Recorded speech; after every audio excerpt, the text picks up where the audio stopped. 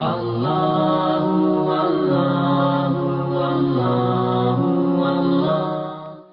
مجھے بھی اور آپ کو بھی اور روز قیامت امام معصوم کی شفاعت نصیب فرمائے کہ بہرحال اس میں کوئی شک نہیں کہ صاحبان ایمان اگر روز قیامت اس بات کو محسوس کر لیں کہ شہزادی کونین کی شکایت بھی ہو سکتی ہے اپنے چاہنے والوں سے کہ تم نے حسن کا نام اتنا مختصر لیا کہ جیسے ایسا لگتا ہو کہ میرا سوتیلا بیٹا ہو، اتنا سرکار سید الشہداء کے لیے محبتیں اور درود و سلام اتنی محبتیں درود و سلام امام مجتبی علیہ السلام کے لیے، اور یقیناً میلاد کے ساتھ ساتھ سورہ مبارکہ دہر سے بھی آغاز کریں گے اپنے مسلسل عنوان کے اعتبار سے، لیکن سرکار ختم یہ مرتبت صلی اللہ علیہ وآلہ وسلم کا جملہ آپ کے خطبہ شعبانیہ سے وَمَنْ أَكْثَرَ فِيهِ الصَّلَاةَ عَلَيَّ، اور جو شخص بھی اس ماہ مبارک میں مجھ پر کثرت کے ساتھ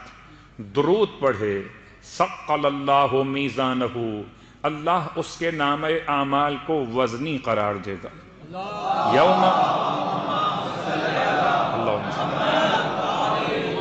یوم تخف فیہ الموازین، اس دن جبکہ لوگوں کے نامہ اعمال ہلکے ہو رہے ہوں گے، تو نامہ اعمال ہلکے بھی ہوں گے، نامہ اعمال وزنی بھی ہوں گے۔ نامہ اعمال کو وزنی کرنے والے اعمال کون کون سے؟ آج کے دور میں انسان شاید وقت کی کمی کو ملحوظ خاطر رکھتے ہوئے چاہتا ہے کہ کم سے کم وقت میں زیادہ سے زیادہ انسان ثواب کو حاصل کر لے، تو بر روایت امام محمد باقر اور امام جعفر صادق علیہم الصلاۃ والسلام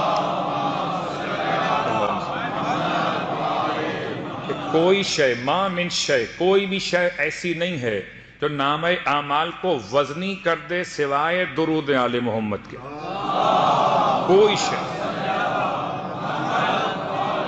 کبھی کسی بات کی گواہی کے لیے آپ کہتے ہیں دو عادل گواہ چاہیے، یہاں دو معصوم اماموں کی گواہی ہے، اور دو معصوم اماموں نے ما من شیئن کہہ کر نفی کے ساتھ استثناء فرماتے ہوئے اس بات کو بیان کر دیا ہے کہ روز قیامت انسان کے نامہ اعمال کو اس کی نماز، اس کے روزے، اس کے تلاوت قرآن، اس کی تمام تر عبادات یقیناً وزنی کر رہی ہوں گی، لیکن کوئی بھی شے ایسی نہیں ہے کہ درود سے زیادہ انسان کے نامہ اعمال کو وزنی کر دے۔ تو جو چاہتا ہو اللہم صلی اللہ علیہ وسلم، جو چاہتا ہو کہ اپنے نامہ اعمال میں وزن زیادہ سے زیادہ جمع کر لے، تو اسے قیامت کے اعتبار سے اپنے نامہ اعمال کو وزنی کرنے کے لیے ایک درود کی تلاوت کا سہارا اس مبارک مہینے میں اور ہر مبارک مہینے میں اور ہر مہینے میں اور ہر دن میں اسے چاہیے کہ درود کے سہارے سے اپنے نامہ اعمال کو وزنی کر لے۔ یہ تو بات تھی اللہ کے رسول کے خطبہ شعبانیہ سے ایک پیغام آپ کی خدمت میں، اور پھر ساتھ ساتھ اتصال کرتے ہوئے کہ واقعاً درود بہت سی بیماریوں کا علاج بھی ہے۔ ان میں سے ایک مسئلہ کہ شیطان انسان کو بہکانے کے لیے، گرچہ اس میں کوئی شک نہیں کہ ماہ مبارک میں وہ شیطان تو قید ہو گیا جسے ابلیس کہتے ہیں، البتہ وہ شیطان بہرحال موجود ہے، من الجنت والناس، جو وسوسے پیدا کرتا ہے، جو آپ کو مشورے دیتا ہے، وہ شیطان تو موجود ہے، چاہے وہ جنوں میں سے ہو یا انسانوں میں سے ہو۔ تو اگر جنوں میں سے ہو تو آپ فرماتے ہیں کہو لا حول ولا قوت الا باللہ العلی العظیم، اور اگر انسانوں میں سے ہو تو کہو اللہم صلی علی محمد وآل محمد، اللہم صلی علی۔ بہت ساری نمازوں کا بیان بھی ہو سکتا ہے، اتنی زیادہ عبادات کا تذکرہ مختلف کتابوں میں ہے کہ کون کون سی دعاؤں کو بیان کیا جائے اور کون کون سی نمازیں آپ کی خدمت میں بیان کی جائیں، بلکہ بسا اوقات تو صاحبان ایمان سوال کر رہے ہوتے کہ کون سی عبادت کو انجام دیں اور کون سی عبادت کو مؤخر کر دیں۔ تو اس اعتبار سے ایک نماز جو آج کی شب کی مناسبت شب جمعہ نہیں بلکہ شب 16 ماہ مبارکہ رمضان، وسائل کا حوالہ سرکار ختم یہ مرتبہ صلی اللہ علیہ وآلہ وسلم کی روایت، ارشاد فرماتے ہیں کہ نمازیں 12 رکعت، نماز 12 کا مطلب ہے 2 2 رکعت کر کے نمازیں مکمل ہوں گی، 6 نمازیں ہیں، جن کو ہم شمار کر رہے ہیں رکعات کے لحاظ سے 12. اور آسانی یہ ہے اس کو یاد کرنے کے لیے کہ اس کی نیت بہرحال شب 16 کی مناسبت سے، اور اس میں پڑھے جانے کا حوالہ سورہ مبارکہ تکاثر، یعنی ہر رکعت میں الحمد کے بعد 12 مرتبہ سورہ تکاثر کی تلاوت. ہر رکعت میں الحمد کے بعد 12 مرتبہ سورہ تکاثر کی تلاوت. رکعات بھی 12 ہیں اور سورہ تکاثر کی تلاوت ہر رکعت میں 12 مرتبہ ہے، اور قبول کرنے والے وسیلے خدا کی بارگاہ میں بھی 12 ہیں. تو 12 سے 12 یاد رہیں گے انشاءاللہ. اس کے بعد ایک مختصر دعا ہے جسے کتاب ضیاء الصالحین میں وسائل کے حوالے کے ذریعے بیان کیا گیا. اس میں اللہ کے نام لیے گئے ہیں 9 کے اعتبار سے. صلوات پڑھ لیں محمد و آل محمد. اس کا ثواب کیا ہے؟ اس کا ثواب یہ ہے کہ جیسے کہ روایت آپ کے علم میں کہ جنت کے 8 دروازے ہیں، اور 8 دروازوں میں سارے دروازے اپنے مقام پر محترم ہیں، لیکن ایک دروازے کا خاص عنوان ہے ریان. اس کا نام ہے باب الریان، کہ جہاں سے روزے دار جنت میں داخل ہوں گے. روزے دار اسپیشل گیٹ کھولا جائے گا ان کے لیے. جو روزے دار نہیں ہوں گے ان کو اس گیٹ سے جانے کی اجازت نہیں ہوگی. یعنی ہیں وہ جنتی مگر اس گیٹ سے داخل نہیں ہو سکتے. کیوں؟ مسئلہ کیا ہے کہ روزے داروں نے اللہ کے لیے جو پیاس برداشت کی ہے، تو ریان کہتے ہیں سیرابی پہنچانے والے کو. تو یہ سیراب ہوتے ہوئے جائیں گے. تو ماہ مبارک رمضان کی 16ویں شب کی یہ نماز انسان کو قبر سے ایسے اٹھائے گی کہ انسان حالت ریان میں میدان محشر میں پہنچے گا. سب پیاس کی حالت میں ہوں گے اور یہ نماز پڑھنے والے سیرابی کی حالت میں ہوں گے، اور خدا بغیر حساب کے داخل جنت کر دے گا.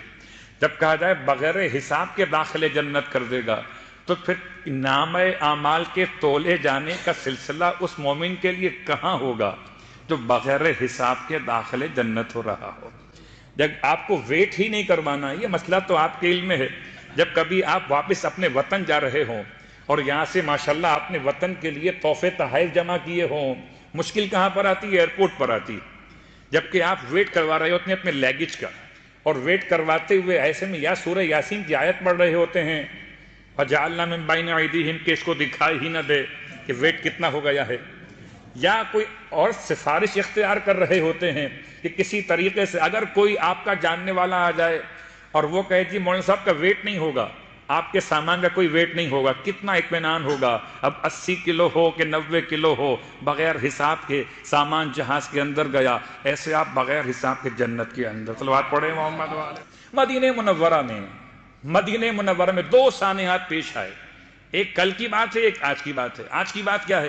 یعنی آج کا حوالہ کیا ہے کہ وہ یزید کی بیعت کے لیے یزید کے والد جو کہے جاتے ہیں واللہ عالم بالصواب، وہ تشریف لائے تھے مدینہ منورہ اور بیعت کے لیے انتظامات ہو رہے تھے. ایسے میں سارے مدینے والوں کو عجیب بات ہے، صاحبان اقتدار جب کبھی عوام سے سلام کہلوانا چاہتے تھے پیسے بانٹتے تھے. عوام بھی خوب تھی، پیسے لے کے سلام کرتی تھی. کیا کہنا، جن کے سامنے سر جھکتے ہوں وہ پیسے لے کے سلام کیا جاتا ہے، اور جہاں دل جھکتے ہوں پیسے بھی دیے جاتے ہیں اور سلام بھی کیا جاتا ہے.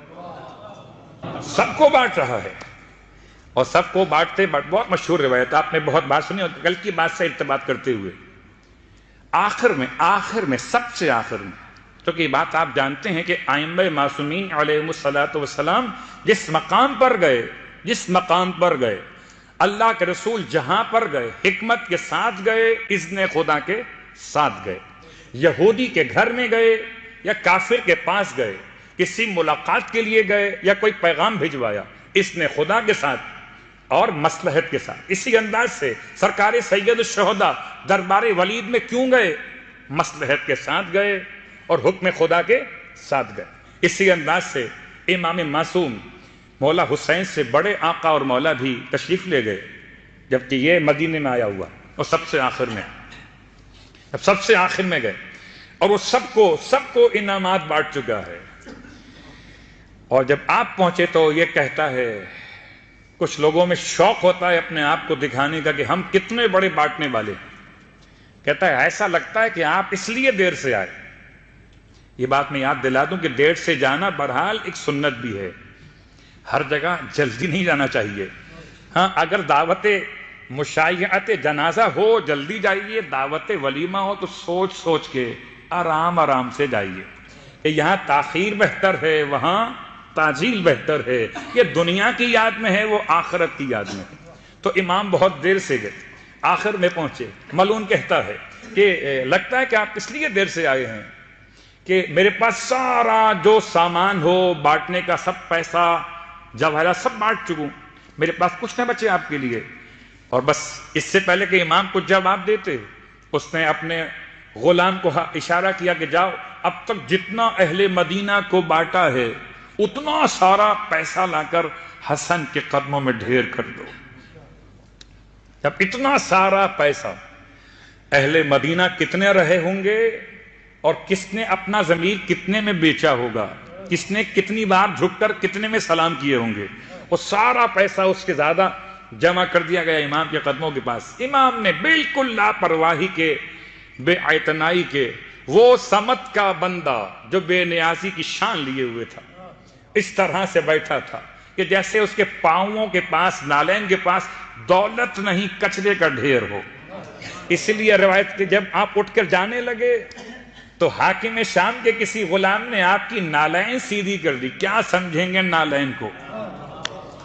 میں کبھی سوچتا ہوں کہ اہل اسلام ایک نالین کی تصویر کو، ایک نالین کی مثال کو بنا کر سینے پر لگاتے ہیں. بھئی اپنا اپنا مسئلہ ہے، یہ تقسیم ہے، کسی کو نال ملی، کسی کو آل ملی. نال کا مقام برحال کتنا ہی مقدس کیوں نہ ہو، ہوتا تو قدم کے نیچے ہے، اور آل کیسی ہی کیوں نہ مگر ہوتی دل کے اندر. صلوات پڑھے محمد و آل محمد. تو نالیں سیدھی کر دی اس نے امام علیہ السلام کی. بہت غور کیجئے، اگر کوئی امام مجتبیٰ سے اتنی بھی محبت دکھائے، دنیا مانگ رہے ہیں نا مولا سے، اتنی بھی محبت دکھائے، مولا اتنا کریم ہے، اتنا سخی ہے، کریم ابن کریم ہے، سخی ابن سخی ہے، وہ جواد کا بزرگ ہے، وہ جواد کا بھی جد امجد ہے. اس نے ساری دولت دیکھے بغیر، گنے بغیر، ہاتھ لگائے بغیر، متوجہ ہوئے بغیر ساری دولت اس نالین سیدھی کرنے والے کو دے دی. وہ کہہ رہا تھا کہ میں اس کا بیٹا ہوں جسے ہندا کہتے ہیں. امام نے فرمایا میں فاطمہ زہرا کا بیٹا ہوں. اب اہل اسلام کی مرضی ہے ہندا کے بیٹے کو قبول کریں یا فاطمہ کے بیٹے کو قبول کریں. صلوات پڑھیں محمد و آل محمد.